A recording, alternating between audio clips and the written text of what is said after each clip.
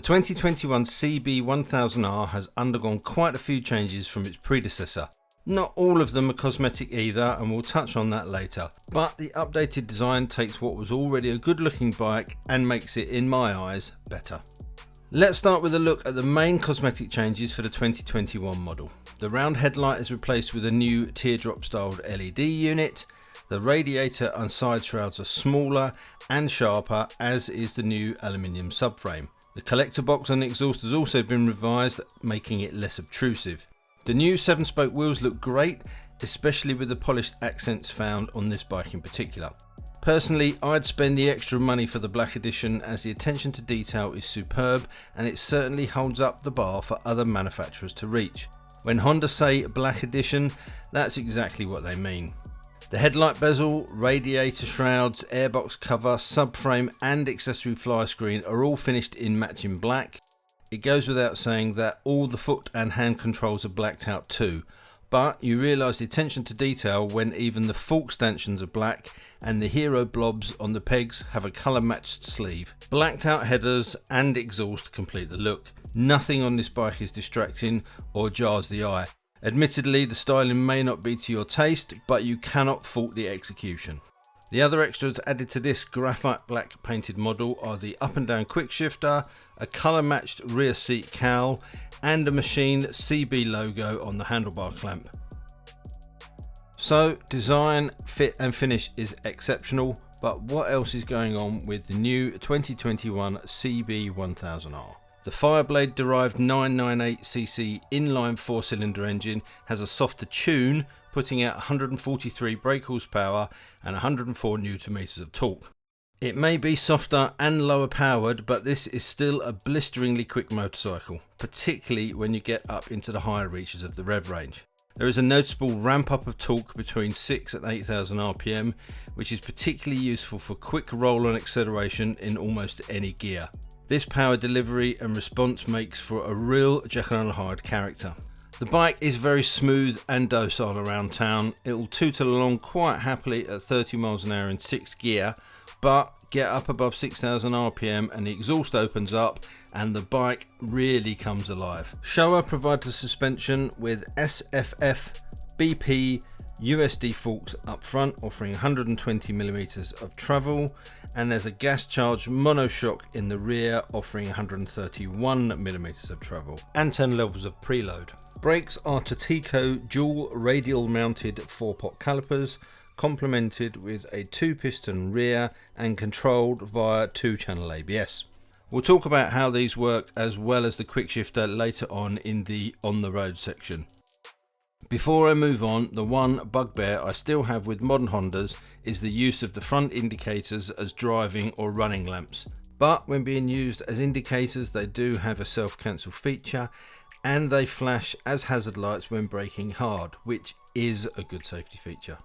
Electronics next, and the big CB is packed with them. You'll find 4 riding modes. Standard, Sport and Rain offer set maps for power, engine braking and traction control levels. The user mode allows you to tweak those to your own preference, choosing high, mid or low levels for each function. All done via the straightforward buttons on the left control. The 5-inch TFT screen is very clear and easy to read, with 4 different layouts, each with a day/night setting. It also offers an interface for the Honda smartphone voice control system, which is a long way of saying Bluetooth connection. HSVCS works in conjunction with a free app and Bluetooth comms units to give you control over phone calls, navigation, music and text messages. It's a neat integrated system which is becoming more widespread as TFT displays start to take over. One thing I really like about it is the inclusion of, albeit digital, a traditional looking sweeping rev counter. Nicely done, Honda. There's tons of accessories available in the range too if your wallet can stretch to it, but let's get on to the most important part, what it's like to ride. I have to say I've thoroughly enjoyed riding this. Well, I normally thoroughly enjoy riding any bike, but this one in particular. Nice comfortable rider position, broad wide seat, the bars are nice and high, the pegs are not too high, my legs are not all scrunched up, so much more comfortable than something like the MV Brutale that I rode. Okay, we're about 45 horsepower short of that bike on this one at 140, but 140 horsepower on a naked bike like this is never not going to be enough power. It's a much more flexible bike. That inline 4 is an absolute peach. It seems to pull in whatever gear you want. It doesn't complain. You know, 32 miles an hour I'm doing now, stuck behind this Land Rover in 4th gear, and it's fine. I put it into 5th gear, it still doesn't complain. It tumbles along on tick over. I like the new Speedo, really clear. I like that old school analog style digital rev counter, really good. Mirrors are pretty good, can't see that much past my shoulders, they don't go out too far. I kind of, if I want to see directly behind me, I've got to do that, but outside of that they're fine. It's a pretty docile machine on these sort of roads as well. It behaves itself, the fueling's really nice, nothing snatchy.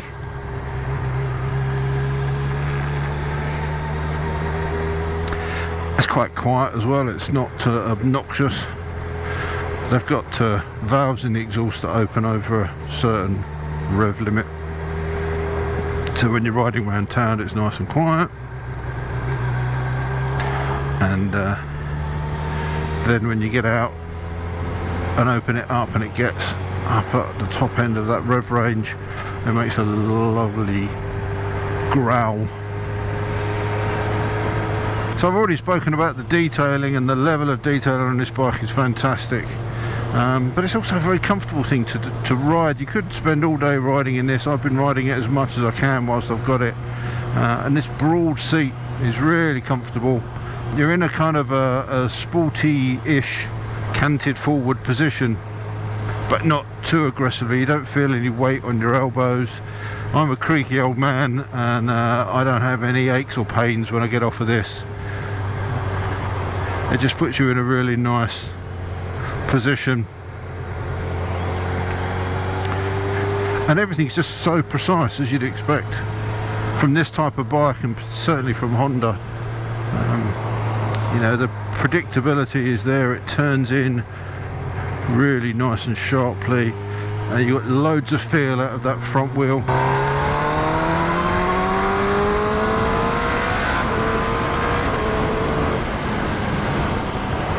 And if you want to get on it, it will do that. By no means is this a slow bike. It is obviously a tuned down version of the 998 inline 4 that's in the Fireblade, but it's just got power wherever you want it. But the thing is, it's not so mental that you're concerned about twisting that throttle. So it's blisteringly fast, but it's just friendlier than the Blade and things like the Brutale and some of the others. And I guess that's what it's trying to be. It's good. It's a sports bike at heart, but it's got this neo cafe bodywork on it. So if you want to look stylish but still have some performance, it's a wonderful machine for that. Changing modes is really simple. I'm in standard at the moment. Just pressing the mode button and shutting the throttle changes it. We've got rain. There's your user mode, sports mode,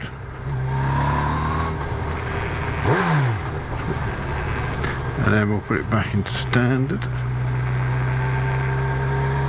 That's all very simple, and it's a much less complicated cluster than something like the Africa Twin. You can still change all the settings within inside those modes. So if you want to change the power or the engine braking, you can still do that very easily. We've obviously got adjustable suspension as well. I've decided to come down some of these side roads, some of the lanes that I normally ride my adventure bike on, just to see how it deals with these as well. And no problem at all, apart from the crap that's in the middle of the road that you always have to deal with. But in terms of soaking up the bumps, it does a fantastic job. No issues whatsoever.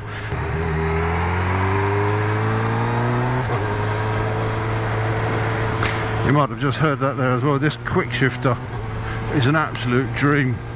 With the auto blip on the way down, hasn't missed a beat.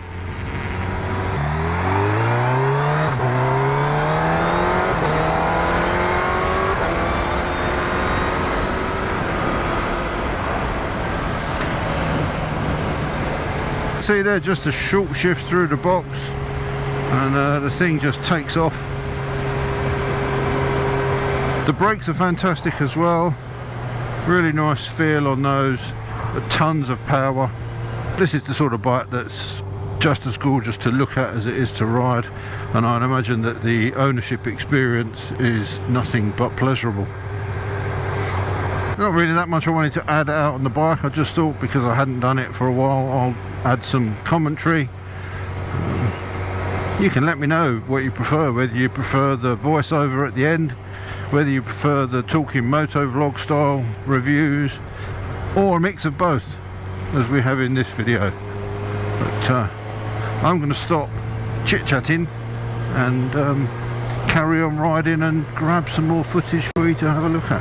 In summary then, the CB1000R is a nicely put together, good looking bike. It's quick without being intimidating, comfortable, and has a really neutral ride. It's very balanced and does exactly what you want it to do with no tantrums. It's a very easy bike to ride slow and fast, and I was very impressed by its road manners. It's a bit of a do-it-all road bike. If you want to go out scratching and hooning around with your sports bike buddies, it'll more than keep up. If you want to blast some long days of mileage, it will do it with ease and comfort. And if you want to pose outside the coffee shop or roll up at the bike shed, it won't look out of place either. It will, though, certainly turn some heads. Given the levels of performance, tech and finishing, at $12,999, the CB1000R Black Edition is, I think, well worth the money. At the time of this video being made, no price had been announced for the standard bike, but I would expect it to be somewhere around about £1,000 cheaper. Yes, of course, there are cheaper 1000cc naked bikes out there, but they'll be hard pressed to match this bike for looks and quality, although I'm sure I'll be told otherwise in the comment section. I hope you enjoyed this look at the new 2021 CB1000R, and if you did, please hit the like button.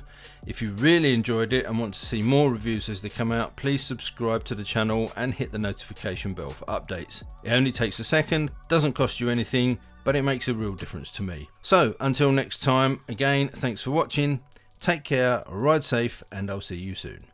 Bye.